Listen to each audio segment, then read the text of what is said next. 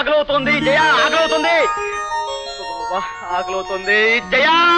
అబ్బాబ్బా ఏమిటండి ఇది? కాసేపు ఆగలేరు? అన్నం చూడపోతే మళ్ళీ ఉండాను. ఇరుగు పొరుగు వింటే మూడు కన్నం పెట్టకుండా చంపేస్తుంది అనుకుంటారు. అవునంతే. ఏమండి మా ఆవిడ నాకు అన్నం పెట్టట్లేదు. ఏంటండి మరి నువ్వు చిన్నపిల్లాలా? అవును, చిన్నపిల్లవాడిని. ఈ ప్రపంచంలో నేను తట్టుకోలేని రెండే రెండు.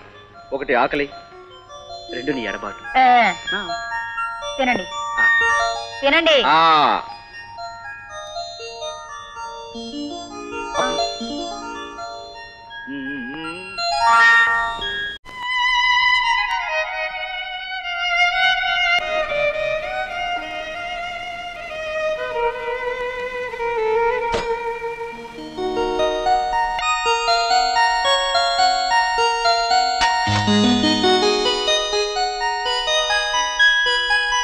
సార్ సార్ మీరు అర్జెంటుగా రావాలి సార్. ఎక్కడికి? అదే సార్, చిట్టు తల్లి ఆఫీస్కి వచ్చి మిమ్మల్ని తీసుకురమ్మని ఒకటే గొడవ చేసేసింది సార్. ఎలాగో నచ్చ చెప్పి ఇంటికి పంపించాను. సరిపదా.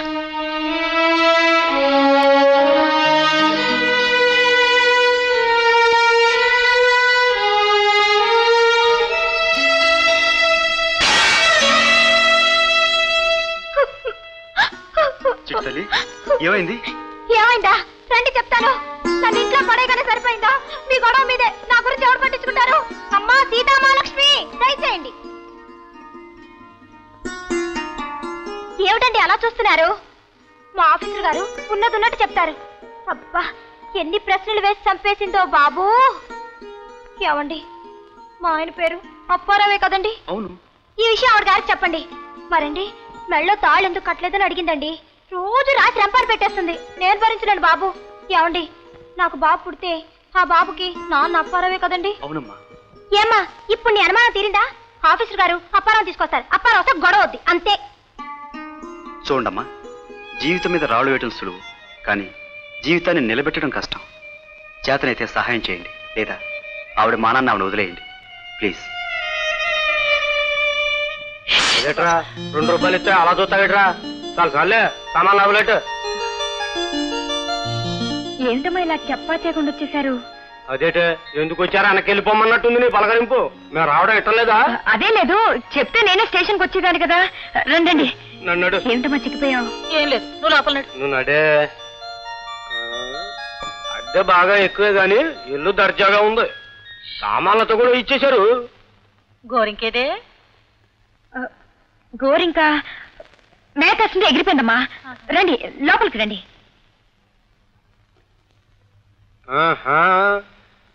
ఏటో అనుకున్నా గానీ అల్లుడు సామాన్యుడు కాదు. వంటగదిని కూడా ఇంద్రభవనం చేశాడు. 2 పొయ్యిలున్నాయేటే? అమ్మా ప్రయాణం చేసి అలసిపోయినట్టున్నారు. తలంతా మట్టి మట్టిగా ఉంది.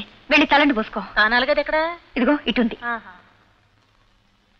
నాన్న తలంతా మట్టేనమ్మా.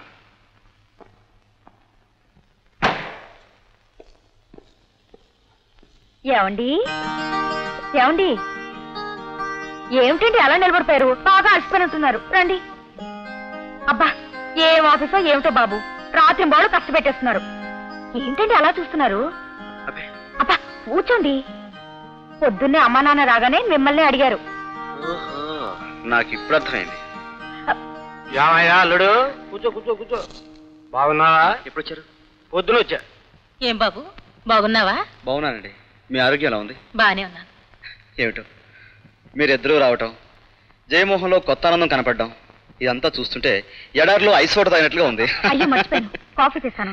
అక్కర్లేదు, బయట తాగొచ్చాను. చూసావమ్మా ఆయన ఆఫీస్ నుంచి ఇంటికి తిరిగి వచ్చేసరికి నేను కాఫీ రెడీగా పెడతాను. ఆయనేమో హోటల్లో తాగుస్తారు. ఎప్పుడు ఇంతే.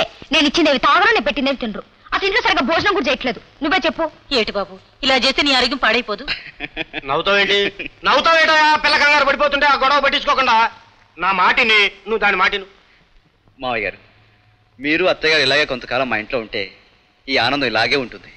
మేము ఇక్కడ ఉండడం ఏమిటయ్యా? మిమ్మల్ని మా ఇంటికి తీసుకుపోదాం అనుకుంటుంటే. Good, very good. వెళ్దామండి. ఏమండి, మీరు ఇలా మాట్లాడుతూ పోతే మీ మాటలు అసలు అంతే ఉండదు. పదండి, స్నానం చేసి బట్టలు మార్చుకోండి. అబ్బా, ఒకటే గొడవ.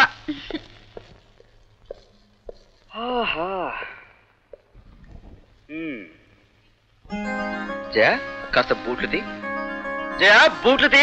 ఇదిగోండి. ఈరోజు సాయంత్రం 6 గంటల వాయిల్ చీర కట్టుకోవాలి. ఏం జయ, సమాధానం చెప్పావు? అదే, ఏ చీర కట్టుకుందామా అని. తెలుసుగా, నాకు తెల్ల చీర అంటే చాలా ఇష్టమని. తెలుసండి. ఈ రోజు సాయంకాలం మనం ఎగ్జిబిషన్కి వెళ్తున్నాం. అలాగేనండి. వస్తూ వస్తూ హోటల్ అజంతాలో భోజనం చేస్తున్నాం. మీ ఇష్టం. ఈ రోజు రాత్రి ఇదే బెడ్ మీద మనం నోరు ముయ్యండి. ఈ అభిమానం, ఆత్మీయత గది లోపల వరకే. మీకోసం కాదు, నా వాళ్ళ కోసం. కూతుర్నిచ్చిన పాపానికి నాతో పాటు వాళ్ళు బాధపడకుండా నా అభిమానాన్ని గొంతు పిసికి చంపి మీతో పాటు నటిస్తున్నాను. మీలో ఏ మాత్రం మానవత్వం ఉన్నా వాళ్ళు వెళ్లేదాకా నాతో పాటు నటించండి. అమ్మా జయలక్ష్మి, ఏమిటండి? ఇవాళ తారీఖు ఎంతమ్మా? 6 అండి. ఇదిగో అపాయింట్మెంట్ ఆర్డర్. రేపే ప్రయాణం. చాలా థ్యాంక్స్ అండి. నాకు మాత్రం చాలా బాధగా ఉందమ్మా. భార్యాభర్తలు విడతీసే ఘోరమైన పని చేస్తున్నాడు ఈ సుబ్బారావు. దేవుడు నన్ను నిజంగా క్షమిస్తాడట్టవా అమ్మా? మహాస్వాములు పొద్దునే విచ్చేశారు. ఏమిటో గీతాసారం. రాజశేఖరం గారు, మిమ్మల్ని చూస్తూ ఉంటే నా గుండె తరుక్కుపోతుంది. మరో 24 గంటల్లో మీ ఆవిడ ఢిల్లీ వెళ్ళిపోతుంది. విడిపోయే కష్టం మీదైతే విడదీసే కష్టం నాదండి. వద్దండి, ఇలాంటి కష్టం పగవాడికి కూడా వద్దు రాజశేఖరం గారు, వద్దండి. మిస్టర్ ఊసర వెళ్ళి ఓవర్ యాక్షన్ చేయకు. అబ్బా, నాకు మాత్రం నరకం నుండి విడుదలైనట్టుందండి. నాకు అంతకంటే ఆనందంగా ఉంది. ఏమండి, మా అమ్మా నాన్నకి ఈ విషయం ఎలా చెప్పాలో, చెప్తే ఏమవుతుందోనని చాలా భయంగా ఉందండి. ఇంత చేసిన వాడికి ఆ పాపం చేయడం కష్టమా అమ్మా? నీకోసం అది కూడా చేస్తాను. నువ్వు ఊరికెళ్లే విషయం తెలిసే ముందు మీ ఆయన చేసిన అన్యాయం మీ నాన్నగారికి తెలియాలి, అంతే కదా? నాన్నగారు ఎక్కడ ఉన్నారమ్మా? పైన ఉన్నారు. నరసింహమూర్తి గారు, నమస్కారం. నరసింహమూర్తి గారు, రండి కూర్చోండి. నా పేరు సుబ్బారావు. ఇల్లు నాదే. మా అమ్మాయి చెప్పిందయ్యో, నువ్వు బుద్ధుడు అంటగా. అది ఆవిడ గొప్పతనం సార్. నేనెంత సార్, అల్పుణ్ణి. అలాగా. నమస్కారం అమ్మా. అవునరా? బాగున్నాను సార్, రేపు నా పెళ్లి రోజు సార్. ఆ పవిత్రమైన రోజుని నాకంటే చిన్నవాళ్ళని సత్కరించడం, నాకంటే పెద్దవాళ్ళ ఆశీర్వాదం పొందడం నాకు అలవాటు. రేపు మీరు, మీ ఆవిడ, మీ అమ్మాయి, మీ అల్లుడు గారు తప్పనిసరిగా రావాలి. మీ అల్లుడు గారికి 1000 పనులు ఉండొచ్చు, కానీ తీసుకొచ్చే బాధ్యత మాత్రం మీదే.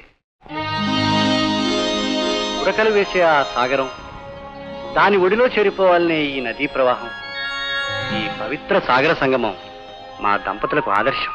బాగుంది. మా దాంపత్యం ఇలాగే కలకాలం వర్ధిల్లాలని మనసారా దీవించండి సార్. చిరంజీవి ఇదిగో బుద్ధుడు, నీకు బుద్ధి లేదయ్యా, ఛాన్స్ అంతకంటే లేదయ్యా. 7 ఏళ్ల క్రితం పెళ్లి చేసుకుని గొప్పలు చెప్పుకుంటున్నావు కానీ, నువ్వు నీ పిల్లమైనా సరే, ఈ గోదావరి ఆ సముద్రుడైనా సరే, మా అమ్మాయిని అల్లుని చూసి నేర్చుకోవాల్సింది చాలా ఉంది. అవునంటావు కాదంటావు? ఆహా, చెప్పుతో కొట్టినట్టు చెప్పారు మహానుభావులు. అలా ఒప్పుకో. కానీ మీ అల్లుడు గారి గురించి ఒక విషయం చెప్పాలి. లాభం లేదండి, మీ అల్లుడు గారి గురించి చెప్పడంలో అధర్వణ శాస్త్రం కూడా ఓడిపోతుందని నా ఉద్దేశం. కానీ ఒక విషయం, ఈ ప్రకృతి మధ్య ప్రకృతి కూడా అదిరిపోయే విషయం ఒకటి చెప్పాలి. ఆగండి, మీరు ఆ విషయం చెప్పే ముందు నేను వీళ్ళకి ఇంకో విషయం చెప్తాను. అంత శ్రద్ధగా వినండి. ఏమండి అత్తగారు, మీరు కూడా ఈ నదిని పిల్లకాలువని, ఆ సముద్రాన్ని బురదగుంటని చెప్పి నమ్మించి ఈ సాగర సంగమాన్ని కూడా శాశ్వతంగా వేరు చేయగల మహాత్ములు ఇక్కడే ఈ ప్రపంచంలోనే ఉన్నారు. వాడికి 2 తలలు, 1000 నాలుకలు, 1,000 రంగులు. వాడు ఇంట్లో రామయ్య, వీధిలో కృష్ణయ్య.